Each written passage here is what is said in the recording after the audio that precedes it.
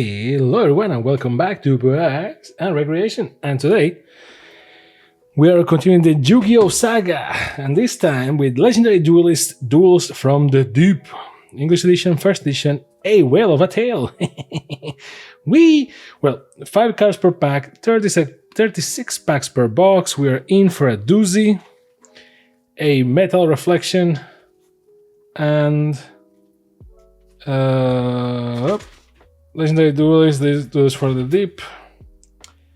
Entire set includes the entire thing. 29 common cards, 10 rare cards, 8 super rare cards, 9 ultra rare cards. 1 card also available as a ghost rare. I guess we can all imagine which card that is. And I am a sucker for this type of thing, even though this is not one of the most desirable boxes, I'm guessing. Because you know me, I'm a nostalgia dog, so they put Mako right there on the box and I go, oh! So let's see. And they also know what kind of set is this, because, you know, not that many cards per booster, a lot of boosters, like 36 boosters, but only 5 cards per box. So they're treating it like it is, for what it is, like, oh, special things. And we're assuming it's just going to be all water theme, sorry. So now, disclaimer, I haven't checked the contents of this set before the box arriving, so I'm going in for a surprise, but I think we can safely assume it's going to be all water themed. Otherwise, I will be very, very angry. Or, well, not angry, but at least disappointed. The Legendary Fisherman the Third. So I love this. Technically, yes, you can have multiple Legendary Fishermen, but if you have that many of them, then maybe they are not that legendary. But I love it how sometimes to Marine's Spring Girl, sometimes to revive Sea Stealth 2 or the second, sometimes to bring back some of the legendary monsters that people love. They will, I don't know, sometimes they add support cards, like with the Dark Magician and with the Blue Eyes. Sometimes they will create alternate versions, like alternate Blue Eyes White Dragon, which it's kind of its own card, but it really just exists for you to have the Blue Eyes White Dragon. So, because those are cards without effects, right? So those are basic monsters. Marine's, I guess that's the Little Mermaid set. Citadel Whale, that's a classic right there. A Marine's Circulation. And whenever you have the Marine's Pascalus, these themes apply to cards. They normally, or these revivals, they normally go with different strategies. I see that for the Mako cards, or Mako, depending on how you want to go, they go with the third, the second, the whatever. And for other cards, they go with adjectives, like obnoxious Celtic Guardian or something. So I guess they went with first, second, and third. Now, this is something that is also a thing, right? Like Fortress Whale, we already pulled it. So there you go. Rebarian Shark. So you have a bunch of like weird sea creatures. The only sad thing about this, in retrospect, is that Lemuria, the Forgotten City, nice, is that, well, this is basically a bunch of Marine's cards, which I have to be very careful to not put a T anywhere when I pronounce Marine's. And that's the archetype, or the main archetype, and then you have some other cards. And you can see that Fortress Whale is there because, and the Legendary Fisherman, because it's like, well, we put Mako on the box. So they fools like me that go like, oh yeah, Cyber Shark, let's go. Like look, right? Like, it's an effect card, but the color doesn't look like an effect card. It's like a washed orange. In the camera, I see that it looks more orange than it actually looks in real life. It looks more like a brownish. Torrential Tribute, that's nice. Marine's Coral Anemone. Or anemone. Is that anemone, maybe? I don't know. There you go, the legendary fisherman. The classic good old card. Yeah, the printing is weird. See, like, again, in the camera it looks orange, but if you see his skin, it also looks more orange in the camera. So I guess that's the reference point. But these cards, like, I for a second was like, wait, isn't the legendary fisherman an effect monster? Yeah, but because it doesn't look like effect monsters. They look more brownish yellow than they look orange. XYZ, Remora, Saber Shark, Mega Fortress Wheel. There you go. So if you had any doubts, there you have it. And then they also do sometimes increases like that. Like you have the Fortress Wheel, well, you have the Mega Fortress Wheel. So they're playing with that. They're playing with my feelings, but I guess that the only sea-themed archetype that they had recently was the Marincess one, and I'm like, well, that's nice, I guess. But I'm here for the Citadel Wheel, let's go, right? That kind of thing. That's also because, let's be honest, if you try and go for like the sea-themed creatures or cards from old in Yu-Gi-Oh!, there's not much of an archetype there. It's just cards. Like see, and then you have things like this. Frostosaurus. Okay, now this is a normal monster. Let's compare it to legendary fisherman. Well, I guess, yeah, if you put it side by side, then the one is orange and the other is yellow. But in person, not so much. It's like the effect monsters, at least in other printings or something, they used to be orange, and in this case, they look soft orange, almost brown. Weird. Marincess, Marbled Rock, Electric Jellyfish, and it's actually electric. Look at that foil. And Levia Dragon, Daedalus, or Levia Dragon. I guess it's Levia Dragon because it's like Leviathan. So Levia Dragon, Daedalus or Daedalus, but I guess it's Daedalus. Sounds more epic. So it is what it is. Maybe you have a couple of cards, you're like, yeah, let's go. And you know, everyone wants Legendary Fisherman in foil, so that's why we're here. Because I'm an old school boy, so that's why we are here. Double fin shark, not bad. See, you have a bunch of these like sharky fishes. Like, that's a good exercise if you want at any point to do with your friends, I guess, because doing drafting Yu-Gi-Oh! Is not really a thing. There you go, Legendary Fisherman, let's go. Try and, you know, buy a box of something, in this case, Duels from the Deep, and try to make a deck. The thing is, obviously there's a lot of randomization, right? So likely you're not going to get enough things to do like a good, consistent deck, but at least it should be a fun deck. Now, from all the cards we're getting here, sadly, to my dismay, the objective choice will be to just do a Marincess deck and F it, right? Like, and then I guess have some XYZ monsters on the extra deck just because. Like full armored Black Ray Lancer and stuff like that. CXYZ NASCH Knight. Okay. How do you pronounce this? What the hell? Size Nash Knight? Or let me see if there is an episode in the dub or something of someone pronouncing this. Ooh, Behemoth Shark. Let's go. So see, nice example of, this is nice. It's an XYZ. You can have it while you play with the Marincess. But the Marincess, because it's princess, so Marincess, I guess is the correct pronunciation instead of Marincess. But the problem is that, as you can see by the lot of link cards that we have, those cards are, you know, for link summoning and playing around that. Fury of Karyushin. That's also something that I like a lot. You have old cards like Karyushin. No one cares. And then they do a card that is like the Wrath of Karyushin, and then the card is kind of useful. And you can actually give it like a second life. Which is actually something that sometimes I think about in Yu-Gi-Oh! And I dread it. And I go like, you know, that's cool. Like, sometimes I just like some creatures and some concepts, and they are just not good, which, I mean, that happens in all card games, right? Like, not just because I like Jigglypuff, it doesn't mean that Jigglypuff has to be a competitive powerhouse. I can try and build around Jigglypuff, and maybe, maybe I can do something decent.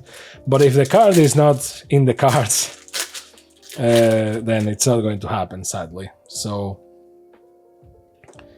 Blue Tang, interesting. Normally it's orange. You will assume that they see a stealth attack. Nice. You will assume that with this type of archetypes, there will be something else to do, but it's not. Like, where I feel it the most with the old cards. And it's not because of nostalgia. Like nowadays, there's also now we're getting a lot of legendary fishermen, so I'm not missing it anymore. Rebarian Shark. Ooh, Marine's Bubble Ring. Nice. So the problem is that nowadays, even the lesser of monsters has an effect. It doesn't mean it's going to be a good monster, it's going to be a good effect. Well, spoilers, by the way, but it's going to be like you can use it in some capacity at least because it has an effect, right? Like you can do something with it. So because they are accounting for the modern design, so you can do something with that. But the old monsters, mostly the vanilla ones, the ones that had no extras or nothing, there are a lot of good designs, and if not good, at least original or wacky enough that you go like, oh man. So that's interesting. Marine's Aqua Argonaut. Look at this. Nice. Marine's Sleepy Maiden. So at the end of the day, it really comes down to what do we want those cards to do. Like if you, like right now is in a lot of people's heads because a lot of YouTubers and so on started to play YuGiOh Forgotten Memories, I think it's called, from the PlayStation 1, right? From the PSX. N as H. I don't know how to translate that, but N as Hell. Karyushin's Dark Reef. Nice. So in that game, you have a lot of normal monsters, and actually, if you want to be competitively efficient in that game, you actually need to use some monsters more than others, but to fusion them. Because in that game, you can just fusion any card with any card, and based on the type and element, it will give you one thing or the other, which is something that normal Yu-Gi-Oh doesn't really use that much. Like the elements here of like wind, like water, wind, etc. Those are not that used. Like, don't get me wrong, they are used. A lot of cards are like, oh, if any other earth monsters or stuff like that.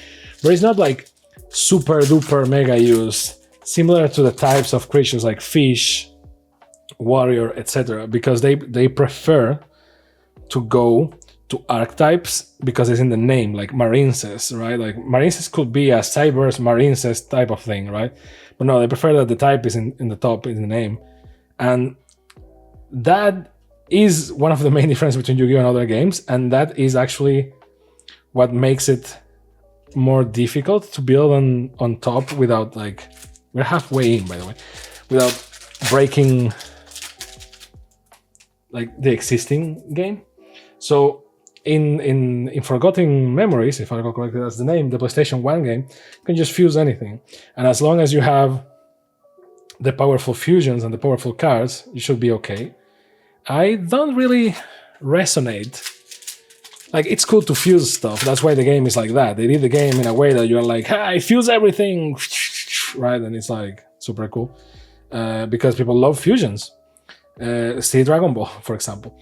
But it's not very viable as a game. Now, the only thing that it has good is that you use a lot of old creatures, and you can use them in a way that is actually kind of how we do a lot of the special summons nowadays. Like, things don't touch the board. Like, you can only summon one thing per turn, but if your summon is done by fusing these two and then it goes, then that's kind of like doing normal summon plus, like it's a special summon.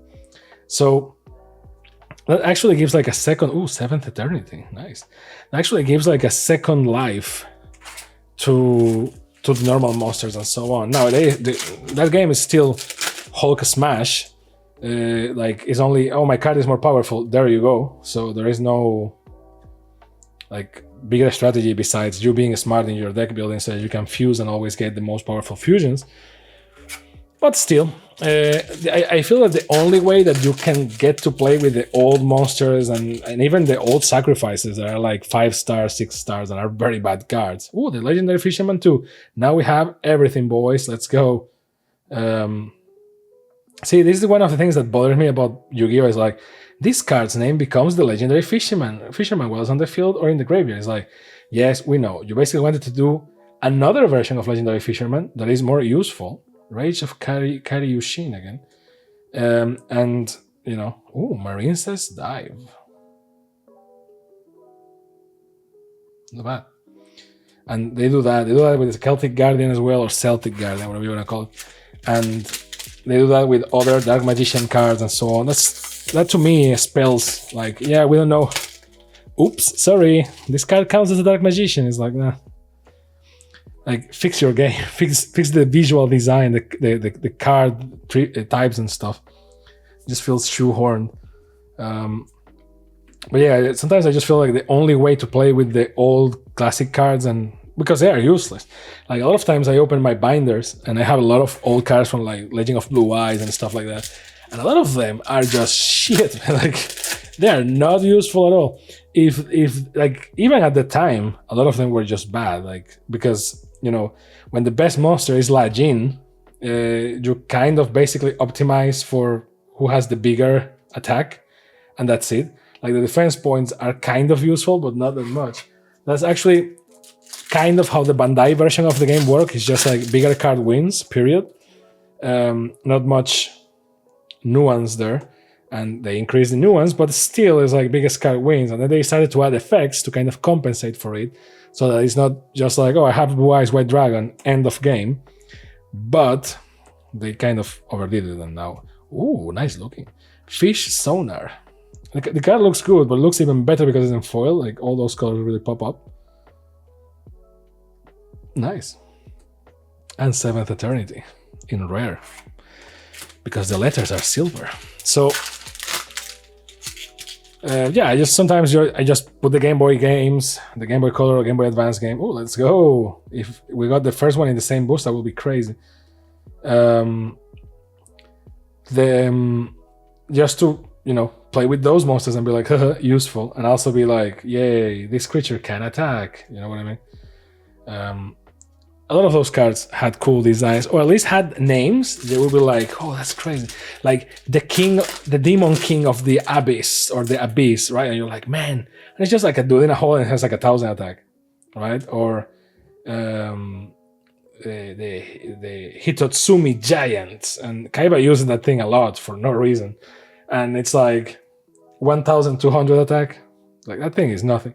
But when you play the video games, like the Game Boy Advance games or whatever, and you start from like, when your most powerful monster is like 800, when you pull a Hitotsumi Giant, immediately, or Hitotsume, because I guess it's Japanese, like, you immediately go like, yeah, Hitotsumi Giant, boom, and you slap that thing in there and you're like, you have an advantage, even if you only have one copy.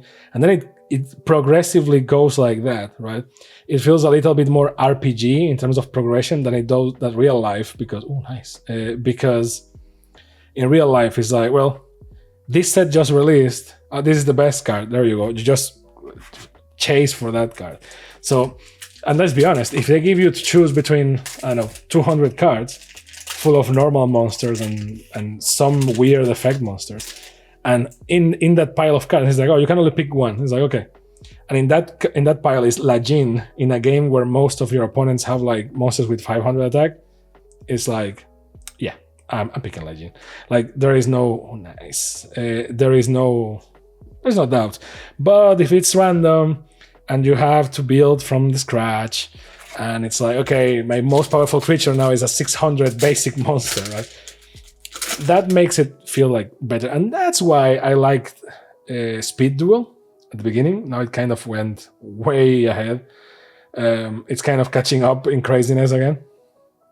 But I like the idea of speed duel, which is basically like, okay, let's do a sweet, like a soft reset, so that we can just like give some use to these old cards, even though you can't really use your own old cards because you need to play the ones that say speed duel in the corner. And that means that your old cards don't work. And a lot of the new speed duel cards have some erratas and stuff like that, so they have fixes to their text. So yeah, it's a kind of a shame. But yeah, all this to say, I like simple dumb cards, and it's a shame that they weren't even used back in the day. I mean, maybe you use them because you open a booster, that's what you get, you put it in your YuGi starter deck, and you're like, yeah, have a monster, right? But it was useless because the moment your friend has like 3 blue eyes white dragons and you're trying to catch up doing something else, either you have a bunch of good effect monsters or you're dead meat, right? So not much point in there. Princess Sleepy Maiden. And the last booster. All this to say, this box had Mako on it, and I was like, yeah, let's go! Or Mako, whatever. And yeah, it has the Legendary Fisherman, and it has the Well Fortress. And that's it. Because those feel like those are the crowd-pleasing cards for nostalgia bros like me. Like, hey, there you have your cards. Now, Marine says is the new archetype. And I'm like, yeah, but I want to play with that. It's like, no. It's Marine says, well, you have some XYZ monsters, so you can do some stuff. There are like sharks and stuff like that. But it's just stuff that fits the theme. Same with other things. But you want Marine says. And I'm like, do I want Marine says? I want to play with Mako cards. Like, nope. Like, Umi is not even here, which is like, I mean, Umi is useless at this point in time, but come on. And Frostosaurus, I don't know why he's here. I guess that Mako uses it at some point. I don't know. So before I forget, so Rage of Kairyushin and Seventh Eternity is the last card. So again, boxes in YuGiOh are weird in the sense that, yeah, it's like a collection of cards more than a set. Sometimes they repeat cards, even more when it's crowd-pleasing nostalgia callbacks like these ones. And you're like, oh, okay, so, you know, they have some Mako cards in there, so you can be like, yeah. But to me, the way I interpret the boxes in YuGiOh is like, okay, if I open an entire box, like this is the case, could I build a deck with this? Actually, I can. It's not going to be the deck that I wanted to build by looking at the image. But yeah, so this is one more reason why you should just buy singles. But yeah, it is what it is. So let me know down below what you think about this set, because apparently everyone hates this box, like this set or release. Everyone hates this thing with a passion. I kind of can see why, not gonna lie. So let me know down below what you think about Legendary Duels from the Deep, and what you think about the pools, and what do you think about the old monsters with no effects, or the bad monsters like Legendary Fisherman. And don't forget to like, subscribe, and all those cool things that the cool kids do, and I will see you next time on PAX and Recreation. Bye.